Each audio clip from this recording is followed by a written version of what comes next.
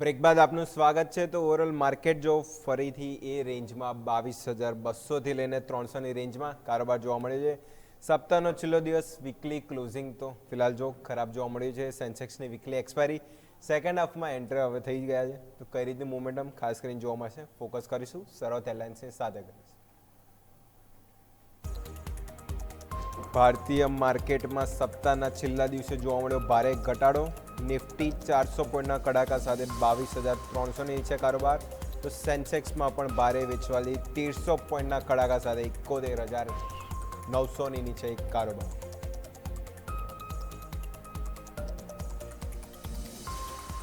Bank નિફ્ટીમાં પણ જોવા મળી ભારે વેચવાલી, ઇન્ડેક્સ 0.5% વધારે ડાઉન। બેંક નિફ્ટી 1320 પોઈન્ટના ઘટાડા સાથે 50,200ની નીચે કારોબાર। 14 સ્ટોક લાલ નિશાનમાં। યુ bank, Union Bank, Canara Bank અને ઇન્ડસઇન્ડ બેંકમાં સૌથી વધુ વેચવાલી। રિયલ્ટી શેરોમાં પણ જોવા મળી દબાણ, ઇન્ડેક્સ 1%થી વધુનો કડાકો। ગોદરેજ પ્રોપર્ટીઝ વાયદાના ટોપ લૂઝર્સમાં, તો પ્રેસ્ટીજ, શોભા અને લોધા ડેવલપર્સમાં પણ દબાણ સાથે કામકાજ। ફાર્મા અને હેલ્થકેર શેરોમાં પણ જોવા મળી આજે વેચવાલી, બંને ઇન્ડેક્સ 2%થી વધુનો કડાકો। સન ફાર્મા, મેક્સ હેલ્થ નિફ્ટીના ટોપ લૂઝર્સમાં, તો લ્યુપિન, ગ્લેનમાર્ક ફાર્મા, બાયોકોન, ફૂટીસ હેલ્થકેર અને દિવિસ લેબમાં પણ જોવા મળી વેચવાલી। કન્ઝ્યુમર ડ્યુરેબલ ઇન્ડેક્સમાં પણ વેચવાલી, ઇન્ડેક્સ 2%થી વધુનો કડાકો। વોલ્ટાસ, એમ્બર એન્ટરપ્રાઇઝ વાયદાના ટોપ લૂઝર્સમાં, તો વર્પૂલ, હેવલ્સ, એલજી ઇન્ડિયા અને બ્લુ સ્ટારમાં પણ દબાણ સાથે કારોબાર।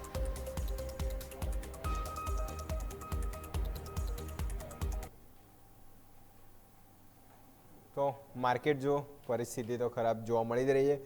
થોડી રિલીફની રાહત લાસ્ટ ડે જોવા મળી હતી, ક્યાંને ક્યાંય રિલીફ આજે પૂરેપૂરું છીનવી લીધું છે। એટલે ગઈકાલે જેટલાની તેજી સાથે ક્લોઝિંગ થાય એટલી તેજી આજે જોશો લાલ નિશાનમાં કન્વર્ટ થઈ ગઈ છે। એટલે ક્યાંને ક્યાંય જો જે રિલીફ આપી હતી રિલીફ બીજા દિવસે ક્યાંને ક્યાંય છીનવી લીધી। મેઇન કારણ છે ટ્રમ્પ સાહેબ, જે ક્યાંને ક્યાંય રાહતના સમાચાર આપવાના હતા, રાહતના સમાચાર હવે એમણે બી બદલી નાખ્યા છે, ખરાબ સમાચાર આપી દીધા છે અને માર્કેટની પરિસ્થિતિ તમે જોઈ જ રહ્યા છો। ફરીથી જો એક વખત લાલ નિશાનમાં 3 ઇન્ડેક્સ સેક્ટર બી કારોબાર જોવા મળી રહ્યો છે। થોડું વધુ વિગતવાર સમજીએ, આપણી સાથે આપણા એક્સપર્ટ જોડાઈ ગયા છે એનવાય માર્કેટ રિસર્ચના જાગૃતિ પ્રદીપ।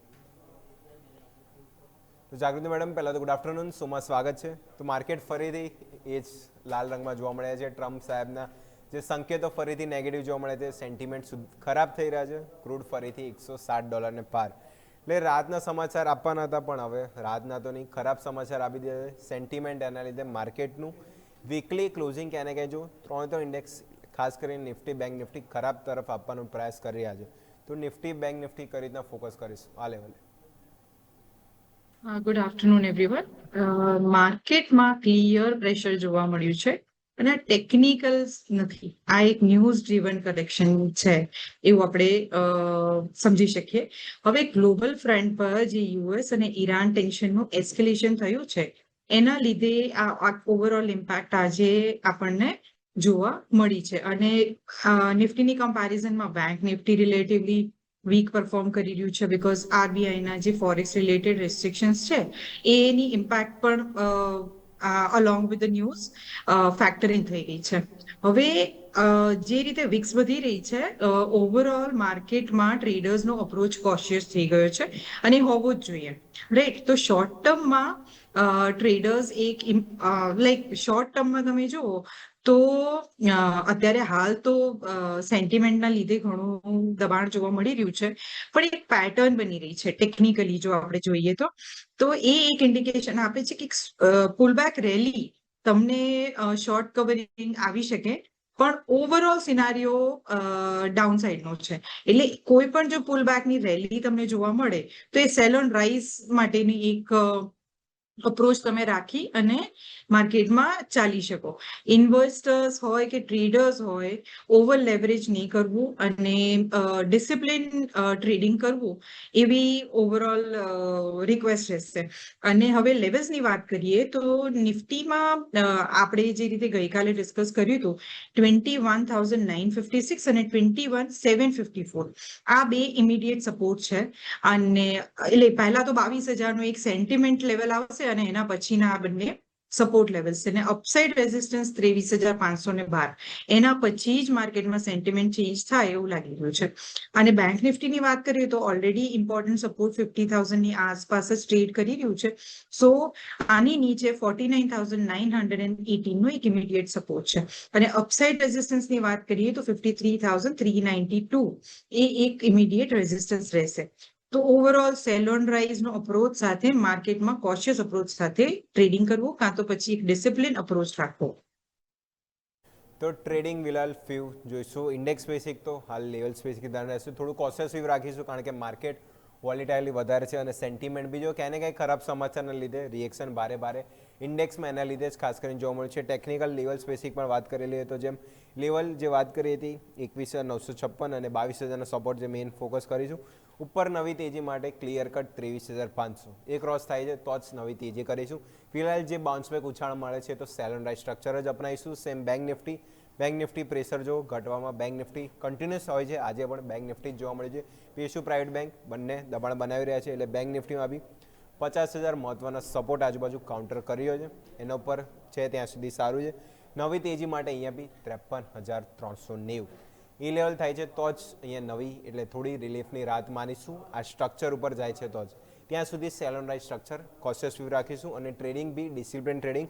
ફિલહાલ વધારે ટ્રેડિંગ હાલ અવોઇડ કરવાની સલાહ બનશે કારણ કે જો સેન્ટિમેન્ટ ક્યાંય ને ક્યાંય જો એક દિવસ સારી તેજી સારા સમાચાર આવે છે સારી તેજી કરી લે છે અને બીજા દિવસે જ બધી તેજી ક્યાંય ને ક્યાંય ધોવાઈ જાય છે. જે સેન્ટિમેન્ટ જો છેલ્લા 2 દિવસ ગઈકાલે નિફ્ટી જે 350 પોઈન્ટની મજબૂતી સાથે બંધ થયા અને ક્યાંય ને ક્યાંય જો આજે એટલા ઘટી ગયા એટલે લોંગ પોઝિશન બીજા દિવસ પોઝિશન જો ઇન્ડેક્સ સ્પેસિફિક બનાવવાનું થોડો કોશિયસ વ્યૂ રાખીને લેવલ સ્પેસિફિક બનાવવાની સલાહ બનશે.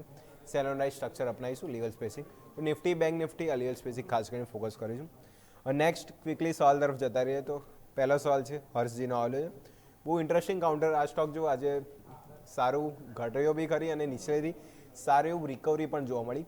તો ગ્લેનમાર્ક ફાર્મા ઉપર પહેલો સવાલ છે. ગ્લેનમાર્ક ફાર્મા 1870 આજુબાજુ 60 ક્વોન્ટિટી બાય કરી છે. 1 વર્ષનો વ્યૂ છે અને ગ્લેનમાર્ક ફાર્મા આજનો લો 1966 અને અત્યારે ફિલહાલ કાઉન્ટર કર્યો છે 2043 એટલે 2.5% ઘટાડો. ઇન્ટ્રાડેમાં 5%થી વધારે સ્ટોક પીટાઈ ગયો હતો.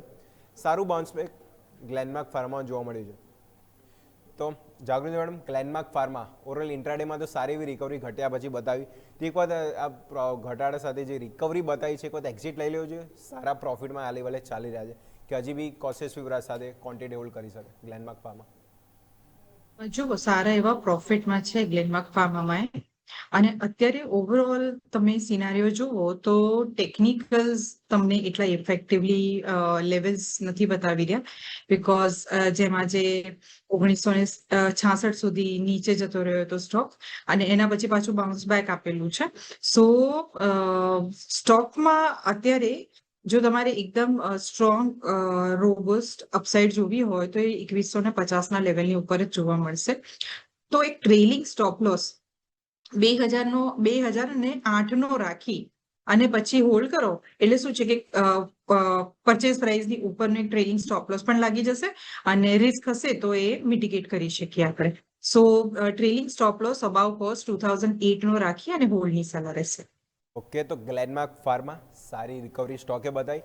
તો એસએલ રહેશે 2008 ઉપરની તરફ 2150 લેવલ ક્રોસ થાય તો પછી નવા અપમૂવ જોવા મળી શકે. એટલે આ લેવલ સારા પ્રોફિટમાં ચાલી રહ્યા છે તો 2008નો ટ્રેલિંગ સ્ટોપલાસ સાથે ક્વોન્ટિટી હોલ્ડ કરી શકે છે.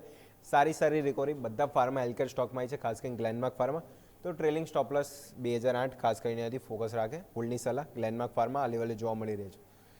સેકન્ડ સવાલ જે સેમ હેલ્થકેર ઉપર જ આવ્યો છે એટલે આપણે પહેલા 2 સવાલ એ જ રાખેલા છે જેમાં શ્લોકસીનો સવાલ છે ફોર્ટિસ હેલ્થકેર. ફોર્ટિસ હેલ્થકેર અહીંયા થોડું પેન સહી રહ્યા છે. 850ની બાઇંગ પ્રાઇસ છે અને સ્ટોક આવી જો અહીંયા બી નીચલા સ્તરથી સારી રિકવરી આવે છે. અહીંયા બી આજનો લો 766 અને સ્ટોક 700 અત્યારે જોશો 86 આજુબાજુ ચાલી રહ્યો છે.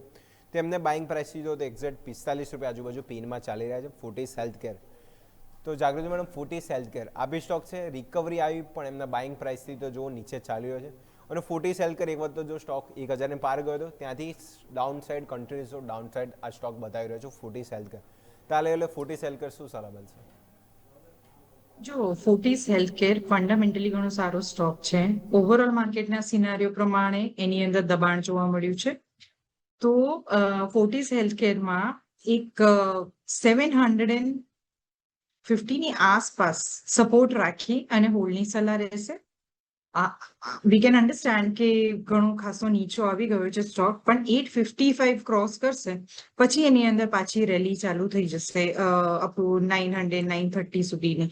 સો જો ઇમિડિયેટલી એમને સપોર્ટ રાખવો હોય તો 750નું એક સ્ટોપ લોસ રાખી અને હોલ્ડની સલાહ રહેશે. હેલ્થકેર આપી સ્ટોક જો માર્કેટની પરિસ્થિતિ આપી સ્ટોક ખાસો પીડાઈ ચૂક્યો તો આને ઝાયડસ લાઈફ બંને લઈ લે તો ઝાયડસ લાઈફ બી ઘટ્યો છે અને સાથે ફોર્ટીસ હેલ્થકેર બંને હેલ્થકેર રિલેટેડ સ્ટોક, ખાસ કરીને ફોર્ટીસ હેલ્થકેર જેમ વાત કરીએ હાલ તો પીએનએન ફિલહાલ ઇન્વેસ્ટર સહી રહ્યા છે, પણ 750 એકવાર ટ્રેલિંગ સ્ટોપલોસ રાખે. નવી તેજી 850ની ઉપર એટલે 855 આજુબાજુ લેવલ છે, જેમના બાઇંગ પ્રાઇસ જો એમની આજુબાજુ છે ત્યાં ઉપર થાય છે તો પછી નવા અપમૂવ ફોર્ટીસ હેલ્થકેરમાં જોવા મળી શકે. બાકી 750નું એસએલ સાથે હોલ્ડની સલાહ બની છે ફોર્ટીસ હેલ્થકેર. સેન્ટિમેન્ટ સુધરશે તો ક્યાંને ક્યાંય એમાં બી રિકવરી ખાસ કરીને જોવા મળશે. ફંડામેન્ટલી તો કંપની સારી છે. આજે જો સ્ટોક વધારે પેન હતું 3% આજુબાજુ ત્યાંથી રિકવરી જોવા મળી, અત્યારે 1.5%નો ઘટાડો છે તો 750ના એસએલ સાથે હોલ્ડ કરીશું ફોર્ટીસ હેલ્થકેર.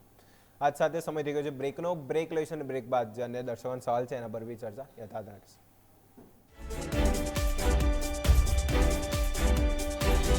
બ્રેક બાદ આપનું સ્વાગત છે. તો ઓવરઓલ જોઈશું માર્કેટ નીચલા સ્તરથી સારી રિકવરી આપણને જોવા મળી છે 22,350 એટલે જોઈશું આજનો હાઈ આપણે ઓવરઓલ જોઈ લઈએ તો આજનો જોઈશું 22,394. જે કોઈ હાઈ ક્રોસ કરે છે તો જે ગેપ ડાઉન ઓપન થયા હતા ક્યાંને કંઈ ગેપ રિકવર કરી શકે. હોપ છે હોપ્સો આવું થઈ જાય તો ક્યાંને કંઈ સારી રિકવરી ચાન્સીસ માર્કેટમાં તો જોવા મળી જાય. ફિલહાલ જોઈશું 320 પોઈન્ટ એટલે જોઈશું સારી રિકવરી જોવા મળી છે. બેંક નિફ્ટી બી જો 1400 પોઈન્ટનો ઘટાડો હતો ત્યાં બી જો સારી રિકવરી આપણે જોઈશું 350 પોઈન્ટની રિકવરી આવી છે. અને સેન્સેક્સમાં બી જો સારી રિકવરી એટલે ત્રણ ઇન્ડેક્સ સેકન્ડ હાફ તરફ વધી રહ્યા છે. વીકલી એક્સપાયરીનો દિવસ છે તો બંને તરફી મુવમેન્ટ સાથે જો રિકવરી તો સારી આપી છે. હવે રિકવરી તરફ જો આજના ડી હાઈ ક્રોસ કરે છે તે થશે કે રિકવરી ક્યાંને ક્યાંય હજી પણ વધારે સાફ જોવા મળી શકે. તો લેવલ સ્પેસિફિક જે વાત કરી હતી ખાસ એથી ફોકસ કરશું. રિકવરી તો સારી જોવા મળી છે છેલ્લે અડધો કલાકમાં. નેક્સ્ટ વીકલી સવાલ તરફ જઈએ તો નેક્સ્ટ સવાલ છે તનિષજીનો અશોક લેલેન્ડ ઉપર. બહુ ઇન્ટરેસ્ટિંગ કાઉન્ટર અશોક લેલેન્ડ 168 આજુબાજુ બાઇંગ પ્રાઇસ છે, 150 ક્વોન્ટિટી છે. 1 થી 2 વર્ષનો વ્યૂ રાખી રહ્યા છે. ઘટાડે જ બાય કર્યો છે સ્ટોક. સ્ટોક ફિલહાલ જો તો પેન અહીંયા પણ છે ઓટો સ્ટોકમાં, ખાસ કરીને અશોક લેલેન્ડ. તો જાગૃતિ મેડમ અશોક લેલેન્ડ સ્ટોક જો યુએસ ઇરાન વોર પછી હું પર્સન્ટેજમાં જોઉં તો સ્ટોક 31 થી 32% પીટાઈ ગયો છે અને અત્યારે બીજો 144 આજુબાજુ 3%નો ઘટાડો. એટલે પેન ઓટો સ્ટોકમાં ખાસ કરીને અશોક લેલેન્ડ વધ્યો એટલો સારો હતો તો ઘટાડો બી એટલો સારો આવે છે 31% એક મહિનામાં વોર પછી. તો આ લેવલે હવે ક્યાંને ક્યાંય સપોર્ટ લેવાનું ટ્રાય કરશે કે હજી પણ પેન જોવા મળશે અશોક લેલેન્ડ? મેમ અનમ્યુટ કરવું પડશે. આજના દિવસમાં જે લો બનાવ્યું છે 143નું એ એક ઇમ્પોર્ટન્ટ સપોર્ટ જ છે. એની નીચે સ્ટોક 135 એ નેક્સ્ટ સપોર્ટ છે. અને સ્ટોકમાં જુઓ તો હવે અપસાઇડ મુવમેન્ટ કન્ટિન્યુએશન 152ના લેવલ પછી તમને જોવા મળશે. So we have to wait for like હવે કઈ રીતે આ મુવમેન્ટ કરે છે 143નું લેવલ આજનું જે છે હોલ્ડ કરે છે કે નહીં. અને નીચે 135 જો તમને દેખાય તો એ પછી એક ત્યાંથી બાઉન્સ બેક આવી શકે, પણ જો ત્યાં ટકે નહીં તો પછી પાછું નીચેની સાઈડ જઈ શકે. સો અત્યારે હાલ કરંટ લેવલે કોઈ નવી બાઇંગ ઓપોર્ચ્યુનિટી આની અંદર બની નથી રહી. 152ના લેવલની વેઇટ કરવી જોઈએ અને એના પછી સ્ટોકની મુવમેન્ટ વોલ્યુમ તમારે મોનિટર કરવું પડે તો તમને ક્લિયર આઈડિયા આવે. તો અશોક લેલેન્ડ ખાસ કરીને ઓટો સેક્ટરમાં તો પેન હતું. જે ક્રૂડની પ્રાઇસ વધી રહી છે, ગેસની સપ્લાય ઓછી છે, એને કંઈ રો મટીરિયલ પ્રાઇસ મેટલની પ્રાઇસ ક્યાંને કંઈ વધી રહી છે, સીધી ઇમ્પેક્ટ ક્યાંને કંઈ ફરીને ઓટો સેક્ટર અને ખાસ કરીને અશોક લેલેન્ડ સ્ટોક જો એક મહિનામાં એટલે યુએસ ઇરાન વોરથી ગણે તો 32%નું કરેક્શન સ્ટોક એટલે 215 આજુબાજુ કંઈ ખાઈ હતો ત્યાંથી જો સ્ટોક 144 એટલે સપોર્ટ આજુબાજુ ક્યાંને કંઈ છે. ફિલહાલ જો સપોર્ટ 143 આજનો લો અને નેક્સ્ટ સપોર્ટ 135 એટલે આ લેવલ ખાસ કરીને ધ્યાન રાખે.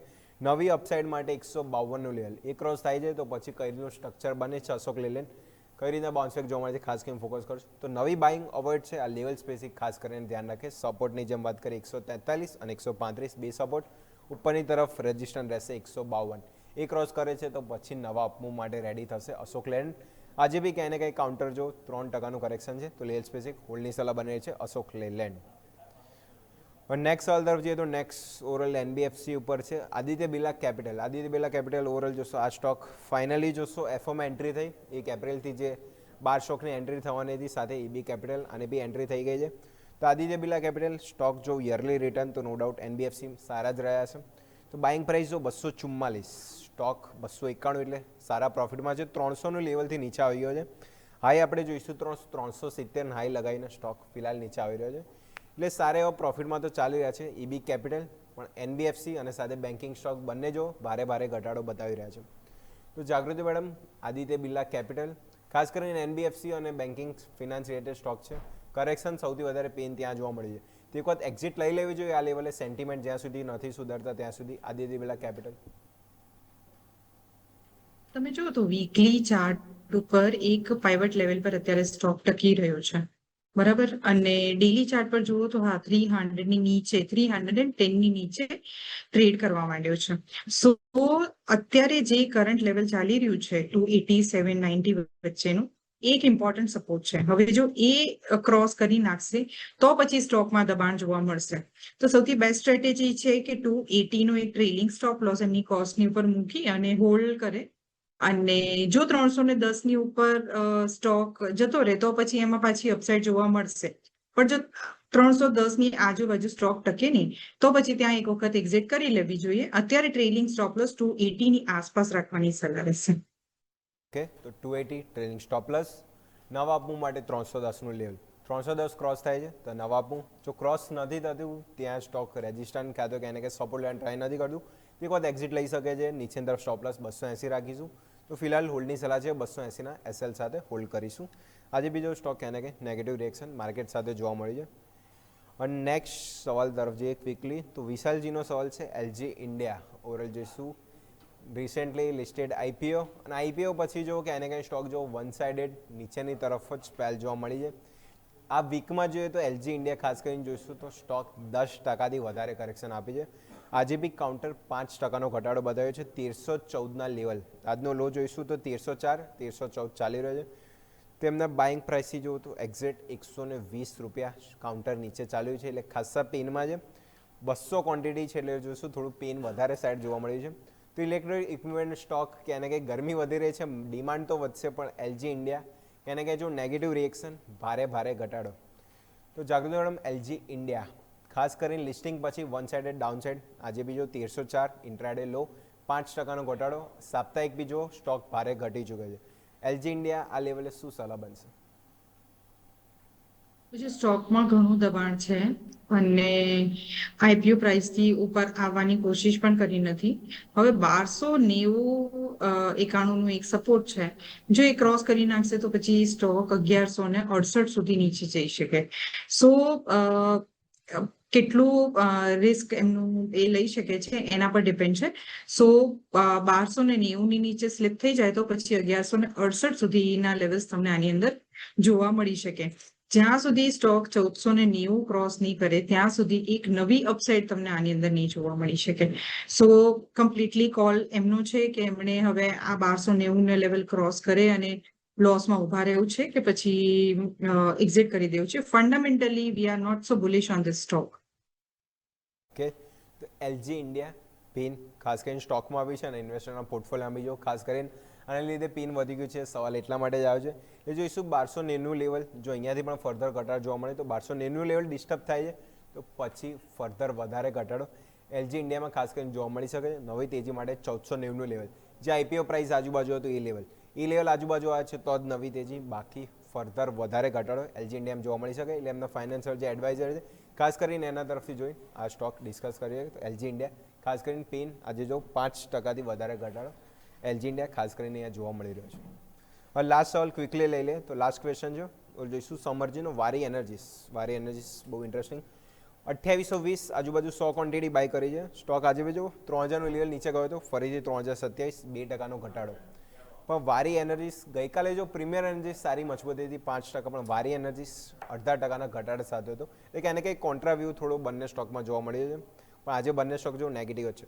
તો જાગૃતિ મેડમ, વારી એનર્જીસ ઓવરઓલ જોઈશું 3000 આજુબાજુ જો સ્ટોક થોડું કન્સોલિડેશન જોવા મળે છે. એના અપમૂવ જોવામાં થોડું દિક્કત વારી એનર્જીસમાં જોવા મળે છે. તે વખત એક્ઝિટ લઈ લેવું જોઈએ. ફર્ધર ફરીથી ઘટાડો 27-28 આજુબાજુ આવે છે તે વખત એન્ટ્રી લઈ શકે. તો વારી એનર્જીસ કરીને સલાહ બનશે.